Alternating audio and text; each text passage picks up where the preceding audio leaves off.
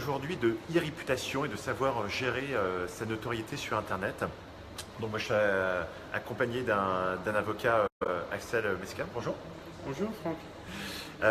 Axel va nous présenter en fait ce qu'il peut faire en termes de réputation, comment on peut vous aider à gérer votre notoriété sur Internet. Et pour ça, il y a trois grands axes. Les trois grands axes, c'est d'abord le premier axe, justement, on va parler du service d'un avocat qui peut contacter la justice pour demander diffamation et qu'on puisse même percevoir des indemnités de diffamation, comme il y a eu le cas par exemple pour Rafael Nadal qui a qui a contacté Roselyne Bachot et qui a dit qu'il y avait eu une diffamation, et donc du coup il a eu des émoluments qui ont été quand même assez importants. Donc en fait le premier moyen, c'est vraiment un cabinet juridique qui va t'aider à gérer ta notoriété sur Internet. Le deuxième axe, c'est aussi la presse. En fait, contacter directement la presse pour leur demander de pouvoir enlever des publications qui ne correspondent pas à ça. Si le service juridique n'a pas réussi à le faire enlever par la voie de la loi, ce que fait Axel, il va contacter ces médias, et si ça passe pas, en fait on a un deuxième axe qui est vraiment des journalistes qui vont les contacter, donc ces services presse, pour enlever ces publications. On a eu un exemple où on a réussi, grâce à ça, en contactant ce service presse, après que la loi n'a pas permis de l'enlever, cet article, et en fait des personnes de la presse ont réussi à contacter ces médias pour enlever des articles de presse. Donc ça c'est vraiment important, c'est qu'aujourd'hui on peut contacter la presse, leur dire que voilà, l'information qu'ils ont publiée est de diffamation, et donc qu'ils puissent supprimer ces articles de presse. Et troisième axe, c'est nettoyer ta notoriété sur Google et sur Facebook. Comment? En faisant disparaître des mauvais résultats et en créant en fait du contenu utile et pratique sur Google pour que ça apparaisse bien. Comme tu sais, c'est un peu ma spécialité et c'est ce que j'aime. C'est ce qu'on appelle du référencement sur Google ou de la e-réputation. Cette e-réputation va te permettre vraiment de créer énormément de contenus qui vont apparaître en première page de Google. Si tu souhaites avoir plus d'informations sur comment gérer ta réputation, en fait j'ai écrit un livre qui t'explique comment bien comprendre qu'est-ce qui va apparaître sur Google et que tu puisses toi-même intervenir pour que ces résultats te conviennent. Parce qu'on se rend compte qu'aujourd'hui, la valeur d'une entreprise passe beaucoup par ta notoriété. Et donc, tu as besoin de gérer ta réputation et de tous les jours vérifier qu'est-ce qu'on dit de toi sur Google, sur Facebook et sur Twitter pour que tu puisses plus facilement convaincre. Donc maintenant, je vais laisser la parole à Axel. Axel, est-ce que tu peux te présenter? Alors moi je suis maître Metzger, je suis avocat au barreau de Paris depuis 11 ans et je m'intéresse aux nouvelles technologies depuis pas mal d'années. Et c'est vrai que l'essor de Facebook et de Google ont remis en cause finalement les droits de l'homme, puisque les cartes sont rebattues. D'accord. Et donc c'est celui qui aura la connaissance et le savoir-faire dans l'Internet qui aura le dernier mot finalement, puisque la presse est même dépassée par les événements, puisque maintenant on s'aperçoit que Google fait la pluie de beau temps. Les droits de l'homme ne sont pas atteints dans leur quintessence, mais on s'aperçoit qu'il y a des dérapages. D'accord. Le législateur a voté une loi sur le droit à l'oubli. C'est quoi cette loi, le droit à l'oubli? Alors le droit à l'oubli, c'est une loi qui a permis de concrètement de permettre le retrait de certains articles qui pouvaient porter atteinte à l'honneur, à la diffamation de certaines personnes, à leur réputation, à leur e-réputation. Et c'est vrai qu'actuellement, en tant qu'avocat, je m'intéresse essentiellement maintenant à répondre à ces demandes pour mes clients, des sociétés ou des particuliers qui ont besoin d'avoir le dernier mot justement, parce que souvent les choses sont fausses, on écrit ce qu'on veut, n'importe qui peut se proclamer journaliste, créer un blog, écrire des mensonges sur Internet du jour au lendemain et salir une famille, une entreprise, un sportif, une star, un épicier du quartier. Et du jour au lendemain, ce texte qui a été inventé par un faussaire peut causer un incendie financier. Le banquier peut ne plus rappeler la personne, les clients peuvent ne plus rappeler la personne, Et ce client donc a besoin de nous. D'accord. Et c'est vrai que l'e-réputation devient maintenant une nouvelle spécialité et va devenir une nouvelle spécialité pour la nouvelle génération d'avocats qui rentrera dans cette profession, dans cette belle profession. D'accord. Toi, Dans justement, les années à venir. tu as déjà réussi à Alors, j'ai contacter pas- des médias mais- et pouvoir enlever des publications qui étaient erronées où il y a de la diffamation? Tout est possible, c'est-à-dire que bien évidemment, mon cheval de bataille, c'est la conviction déjà d'apporter la vérité. C'est-à-dire que quelque chose qui est faux, il faut démontrer l'erreur et la supercherie. Donc D'accord. c'est un travail d'avocat de défendre son client. D'accord. Donc, après, il faut savoir utiliser de nouveaux instruments qui sont à notre disposition et c'est vrai que on a besoin de personnes spécialistes en informatique, comme toi-même, tu te prétends spécialiste de l'e-réputation, dans le côté, dans le fait que tu effaces certaines affirmations. Oui. Et nous, on a besoin que la justice soit synchronisée avec cette nouvelle donne. Et Google n'a pas tout prévu, c'est-à-dire que vraiment, on est dans un no man's land juridique, un vide juridique qui permet à n'importe qui du jour au lendemain de salir n'importe quelle entreprise et c'est un danger permanent.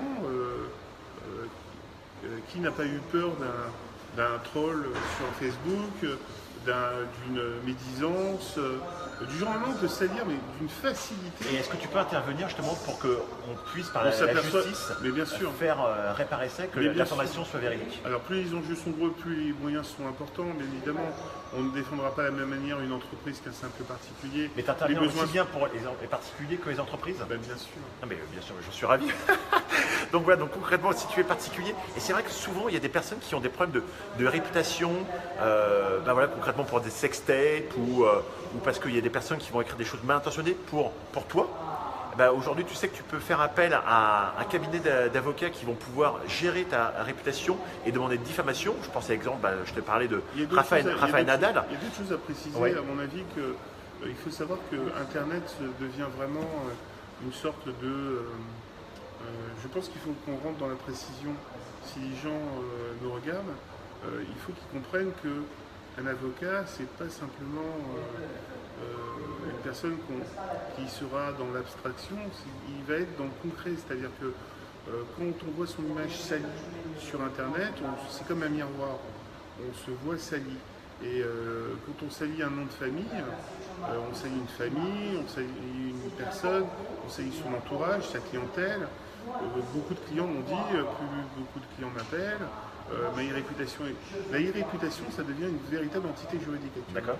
Et c'est vrai que le législateur est à côté de sa plaque, une fois n'est pas coutume, mais il est à côté de sa plaque. La e-réputation n'est pas légiférée concrètement. Donc c'est à nous, les avocats, d'apporter les premières pierres. D'accord. Et dans 10-15 ans, c'est vrai qu'il y aura un droit de l'e-réputation, il y aura un code de la e-réputation, sans doute.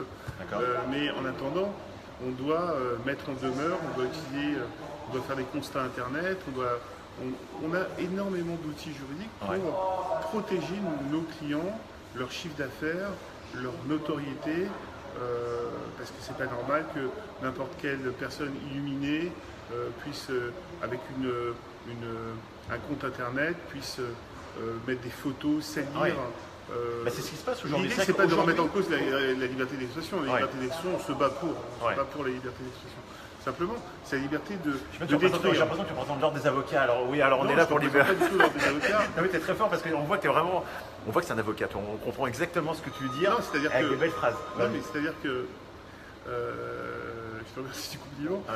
Franck, simplement, ce qui est clair, c'est qu'il faut absolument que les gens comprennent que la e-réputation, c'est pas abstrait. C'est-à-dire que vraiment, on a un travail, nous les avocats, énorme de pédagogie pour expliquer à nos clients tout ce qui est possible de faire dans le sens où quand on salit quelqu'un, il faut qu'il y ait un droit de réponse, mais pas dans 10 ans. Un droit de réponse concret, c'est-à-dire que les gens prennent conscience que quand ils salissent, ça a un coût. Alors, Ce qui implique réparation. oui, voilà, mais après, bon, Et les réparations peuvent être de plus en plus grosses. Ok. Alors après, il y a le jeu des assurances. Il y a les assurances qui peuvent aussi rentrer en jeu. Ouais. Parce que d'ailleurs, il y a beaucoup d'assurances qui font en sorte que la e-réputation soit déjà prise en charge dans leur protection juridique. Ouais. C'est-à-dire qu'on peut être rémunéré par les protections juridiques e-réputation. D'accord. Donc c'est un service qu'il faudra que de toute façon, il faudra penser à le faire développer. C'est-à-dire que beaucoup d'assurances hésitent maintenant, mais de plus en plus proposent à leurs clients la protection juridique e-réputation. C'est-à-dire, dès que vous avez un problème de e-réputation, c'est comme un problème de plomberie ou un problème de...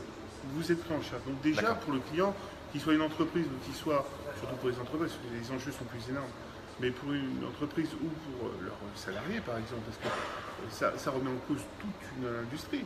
Complètement. En termes de délai, aujourd'hui, justement, tu me parles qu'on peut contacter les médias, on peut contacter la justice. Est-ce que ça peut se passer rapidement? C'est-à-dire qu'aujourd'hui, une entreprise a un problème de réputation sur Internet parce que quelqu'un a écrit quelque chose de diffamatoire. Tout dépend. Est-ce qu'on peut mettre en place un référé? Il y a une analyse à faire déjà de la situation, c'est-à-dire que si on met en cause Coca-Cola, ou en cause Facebook, ou en cause Google, ou même en cause la FNAC, ou n'importe quelle entreprise, bien évidemment, le premier travail à faire, c'est déjà de vérifier l'authenticité des éléments qu'on diffuse. Si on salit une société qu'on met en cause ou qu'on fait un amalgame en disant que c'est une société corrompue. Mais c'est quoi le délai? Ça peut être rapide en référé? Mais bien sûr, les délais, ça peut aller d'heure en heure, ça peut être très rapide.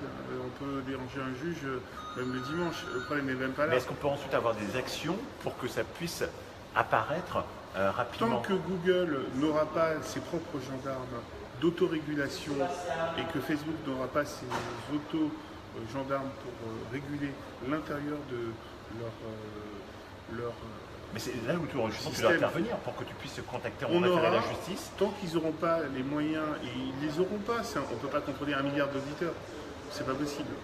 Donc on ne peut que intervenir que pour nos clients, c'est-à-dire vraiment au cas par cas. Ok, c'est du cas par cas. Mais bien sûr.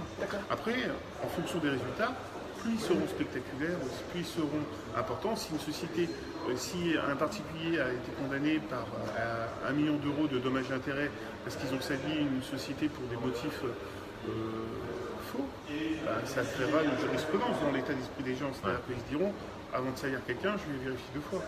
Et les journalistes sont honnêtes dans le sens où la plupart, concrètement...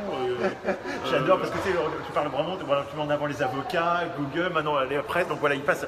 Donc tu as raison de dire que la presse... On peut parler des politiques aussi. Non, bien sûr, c'est vrai que la presse aujourd'hui fait bien son travail, mais en fait concrètement, avec l'aide de cabinets d'avocats, on peut faire jouer la justice pour pouvoir enlever des publications qui ne sont pas correctes et demander une diffamation.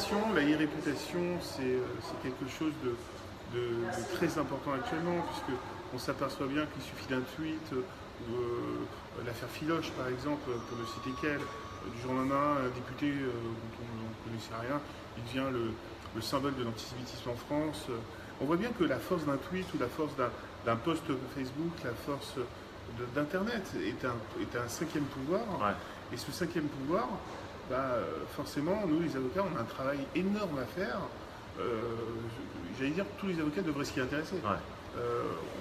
On n'est pas beaucoup à s'y intéresser actuellement. Bon, en tout cas, c'est vachement intéressant, cette réputation. En tout cas, moi, j'ai plaisir à discuter avec Axel pour apprendre comment on peut gérer sa réputation et se prémunir aussi en amont, c'est vraiment vérifier régulièrement. Qu'est-ce qu'on dit de toi pour que tu puisses très rapidement faire appel à un cabinet d'avocats. Donc d'ailleurs, si tu as besoin de plus de conseils, je pense que par le lien, tu vas pouvoir éventuellement laisser des messages que je transférerai donc directement à Maître. Mais c'est que j'ai toujours du mal à dire Maître, ça m'exaspère, je vais l'appeler Axel. Tu peux envoyer des messages à Axel. Après, tu veux l'appeler Maître, tu fais ce que tu veux, mais moi, ça ne me regarde pas. Concrètement. T'as eu un like. J'ai eu un like, t'as vu quoi. Bon voilà, on reste dans le tutoiement et dans les prénoms, c'est plus sympa. Donc si tu as envie d'envoyer un. Si on reste une demi-heure de plus, à mon avis, on sera à 10 là. Je sais pas, il faut que tu dises des choses vachement intéressantes, comme la première constatation est offerte. Parlons de la réputation des hommes politiques, si tu veux, pendant... Là, je ne suis pas sûr qu'on ait beaucoup de politiciens qui nous regardent, mais je pense que ça intéresse beaucoup.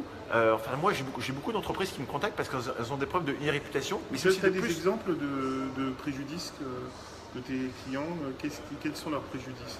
Ben, le préjudice, c'est que souvent, c'est des concurrents qui vont écrire des choses qui ne sont pas vraies. Et donc, on intervient sur ces trois choses qui sont d'abord, avec le service presse, pouvoir contacter les médias pour dire qu'il y a une vraie diffamation. Ensuite, faire appel à un cabinet d'avocats comme Axel, pour ne pas dire Maître Mesquer, n'est-ce pas, pouvoir contacter la justice et un juge d'instruction et mettre en place éventuellement un référé pour demander réparation, et donc il peut y avoir même des modalités très importantes en termes de diffamation, un montant qui va être perçu par mon client.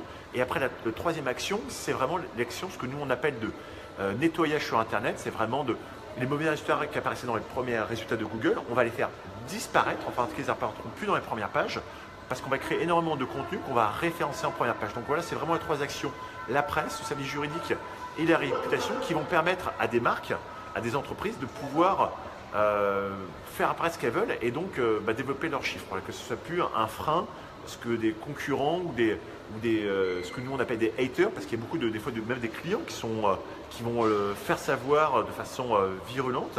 Et donc aujourd'hui, il faut savoir bien gérer sa réputation. Et d'ailleurs, je reviens, avant qu'on conclue cette vidéo, sur ce fameux guide qu'on a écrit pour que tu puisses maîtriser toi-même ta notoriété. C'est vraiment un livre qui est assez intéressant. Donc je t'incite sur le lien à m'envoyer un mail avec tes coordonnées pour que tu puisses recevoir ce livre. Et si tu veux contacter Axel, si tu as des problèmes pour gérer ta marque, je me ferai un plaisir de te mettre en relation avec lui pour que vous puissiez le contacter, qu'il puisse t'aider au niveau juridique.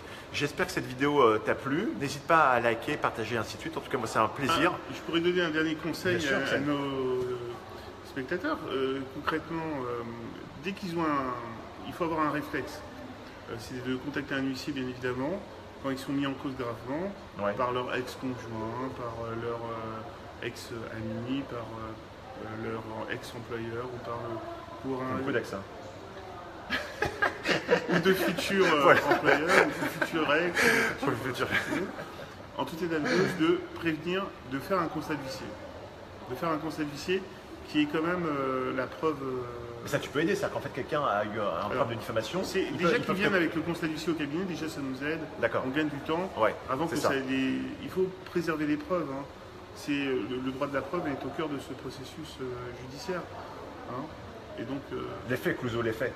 Hein? Non, c'est la Panthère Rose. C'est l'effet Clouseau. Tu connais pas la Panthère Rose? Bien sûr. Voilà, l'effet Clouseau. Voilà, donc c'est un avocat, donc voilà. Comme une personne à la police, il a besoin de faits. Donc, voilà, moi, je propose que tous les jours, on vienne faire 10 minutes sur la réputation.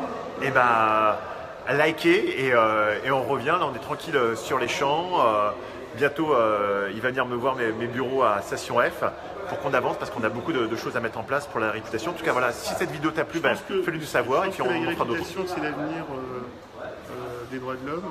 Et ce titre, je pense que ça vaut la peine qu'on consacre quelques minutes de notre temps et même des heures et des heures pour nos clients. Merci en tout cas, Axel, d'avoir consacré ce temps pour pouvoir expliquer ce que fait un avocat en réputation. Je pense que c'est peu de gens, comme tu le disais, connaissent cette profession. Donc je suis ravi de pouvoir rencontrer quelqu'un qui a réussi en plus à avoir des retours. C'est que, comme tu l'as stipulé, avec l'expérience est inhérente à cette profession. Plus on avance, plus on s'intéresse à un sujet, plus on obtient des résultats, c'est évident. Mais il est clair que le vide législatif nous donne une marge de manœuvre énorme. Et on a beaucoup de cartes à proposer à nos clients. Axel, merci. C'est moi qui te remercie. À bientôt, j'espère que cette vidéo vous a plu. En tout cas, moi, c'était un plaisir. Ciao.